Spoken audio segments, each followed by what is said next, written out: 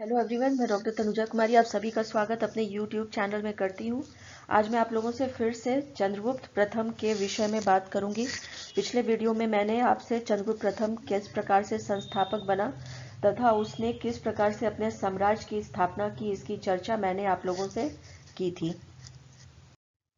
चंद्रगुप्त प्रथम के जो फर्स्ट पार्ट का जो वीडियो था उसमें मैंने चंद्रगुप्त प्रथम की उसका जो सक्सेसर रहा था काच का, उसके विषय में तथा जो है किस प्रकार से कंट्रोवर्शियल है कि कौन से संस्थापक रहे थे गुप्त वंश के और लिनेज जो है वो क्या है, इसके विषय में मैंने आप लोगों से चर्चा की थी तथा किस प्रकार से उसने एक स्वतंत्र शासक के तौर पे अपने आप को स्थापित करते हुए गुप्त वंश को शक्तिशाली बनाने का प्रयास किया था।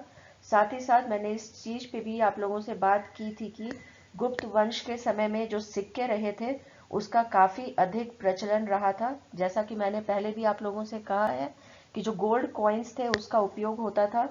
सिक्कों पर हमें जो है राजा रानी उनके चित्र उकेरित मिले थे, जैसे कि चंद्रगुप्त के समय में जो उसने विवाह किया था कुमार देवी से, उसका चित्रण जो है वो सिक्कों में दिखाई देता है।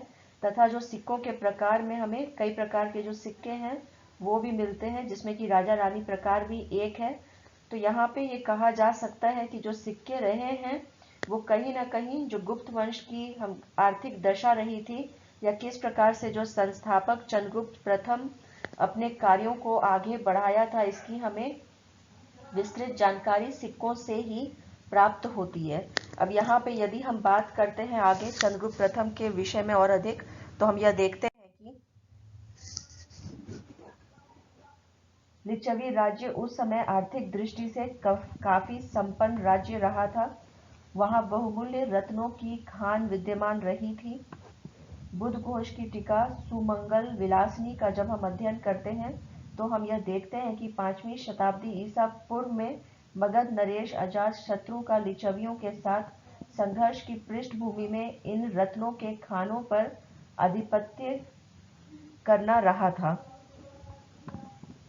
इससे यह स्पष्ट हो जाता है कि चंद्रगुप्त प्रथम को लिच्छवियों के साथ वैवाहिक संबंध कायम करके न सिर्फ राजनीतिक लाभ हुआ था बल्कि आर्थिक दृष्टि से भी काफी महत्वपूर्ण उपलब्धि रही थी। यहाँ पे जैसे यदि हम बात करते हैं जो लिच्छवियों के साथ में जो वैवाहिक संबंध स्थापित हुआ था, उस वजह से चंद्रगुप्त प्रथम को न सिर्फ राजनीतिक मुनाफा हुआ था बल्कि आर्थिक दृष्टि से भी ये वैवाहिक संबंध जो है वह काफी महत्वपूर्ण रहा था। चंद्रगुप्त प्रथम ने गुप्त संवत को भी प्रारंभ किया था। हमें यहाँ पे यह ध्यान रखना है कि संवत का अर्थ कैलेंडर से है। गुप्त संवत का प्रारंभ 319-20 ईस्वी से हुआ था। अंग्रेज इतिहासकार डॉक्टर फ्लीट को इस बात का श्रेय जाता है कि गुप्त संवत 319-20 से प्रारंभ हुआ था। इसकी जानकारी इन्हीं के द्वारा उपलब्ध कराई गई थी। डॉक्टर फ्लीट ने अपनी यह धारणा अल-बरूनी के वर्णन पर निर्धारित की थी कि गुप्त संवत और शक संवत में 241 वर्षों का अंतर रहा है। शक संवत 78 ईस्वी से प्रारंभ हुआ था और गुप्त संवत संभवतः 78 प्लस 241 अर्थात 319-20 ईस्वी से प्रारंभ हुआ था। चंद्रगुप्त प्रथम के विजय अभियान के संदर्भ में बहुत अधिक ऐतिहासिक स्रोत उपलब्ध नहीं हैं। चंद्रगुप्त प्रथम के विजय अभियान के संदर्भ में बहुत अधिक ऐतिहासिक स्रोत उपलब्ध नहीं है, जिसके कारण चंद्रगुप्त प्रथम के साम्राज्य या शासन व्यवस्था की भौगोलिक सीमा के संदर्भ में हम स्पष्ट रूप से नहीं कह सकते हैं। इस संदर्भ में इतिहासकारों के द्वारा वायु पुराण का उदाहरण दिया गया है। वायु पुराण में इस गुप्त राजा के साम्राज्य विस्तार के संदर्भ में वर्णन करते हुए बताया गया है कि गुप्त वंश के लोग गंगा के किनारे प्रयाग तक तथा साकेत और मगध के प्रदेशों पर शासन करेंगे। अगर हम यहाँ पर वर्णित साम्राज्य की सीमा पर ध्यान दें तो स्पष्ट होगा कि चंद्रगुप्त प्रथम के साम्राज्य का विस्तार पूर्व में मगध से लेकर पश्चिम में प्रयाग तक रहा था। इतिहासकारों का विश्वास है कि चंद्रगुप्त प्रथम के पूर्ववर्ती शासक ने विजय अभियान को प्रमुखता नहीं दी थी तथा समुद्रगुप्त के द्वारा बहुत अधिक साम्राज्य विस्तार पर ध्यान दिया गया था। अतः वायु पुराण में उल्लेखित साम्राज्य सीमा चंद्रगुप्त प्रथम का ही है। चंद्रगुप्त प्रथम के विजय साम्राज्य विस्तार के संदर्भ में प्रयाग प्रशस्ति से भी हमें महत्वपूर्ण जानकारी मिलती है। प्रयाग प्रशस्ति में आर्यवर्त तथा दक्षिणापथ में जहां समुद्रगुप्त के विजयों का उल्लेख है, वहीं पश्चिम की ओर प्रयाग के पूर्व में गंगा नदी तक के भूभाग का कोई वर्णन यहाँ नहीं मिलता है, जिससे यह निष्कर्ष निकाला गया है कि इस भूभाग पर चंद्रगुप्त प्रथम ने ही अधिकार किया था।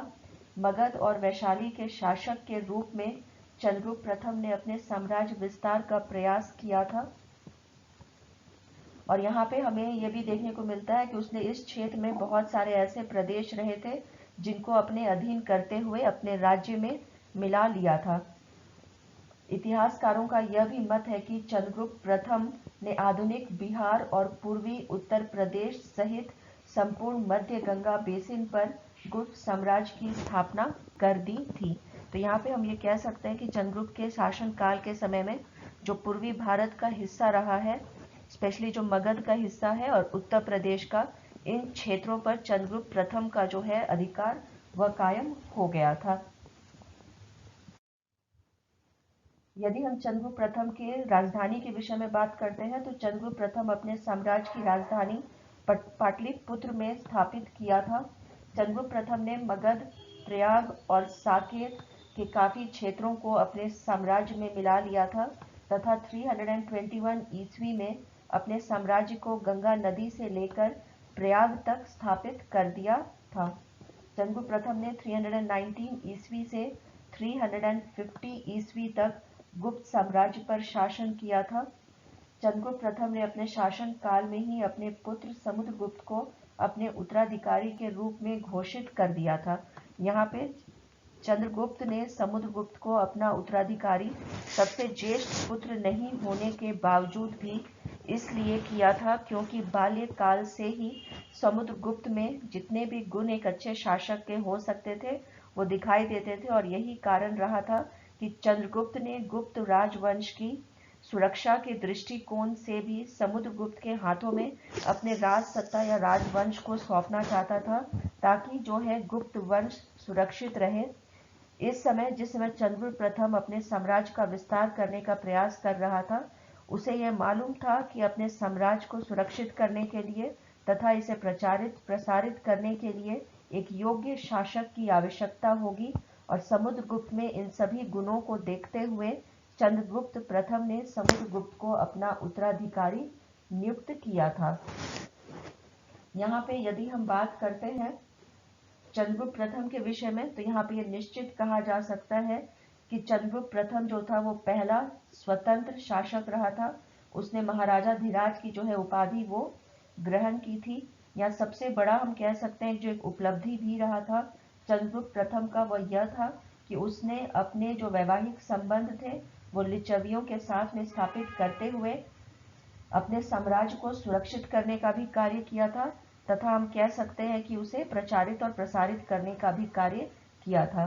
चंद्रगुप्त प्रथम जो है यहाँ पे ये कहा जा सकता है कि उसकी एक बहुत बड़ी उपलब्धि यह भी रही थी कि उसके समय में जो है यहाँ पे जो संवत है, एक नए संवत की भी जो है प्रारंभ वो हमें देखने को मिलती है और इसी के साथ में जो गुप्त संवत के प्रारंभ होने के साथ में हम कह सकते हैं कि जैसे शक संवत बहुत इंपॉर्टेंट है, उसी प्रकार से जो गुप्त संवत है वह भी बहुत इंपॉर्टेंट माना जा सकता है हिस्टोरिकल व्यू पॉइंट से और इसमें भी बहुत बड़ा योगदान चंद्रगुप्त प्रथम का रहा था।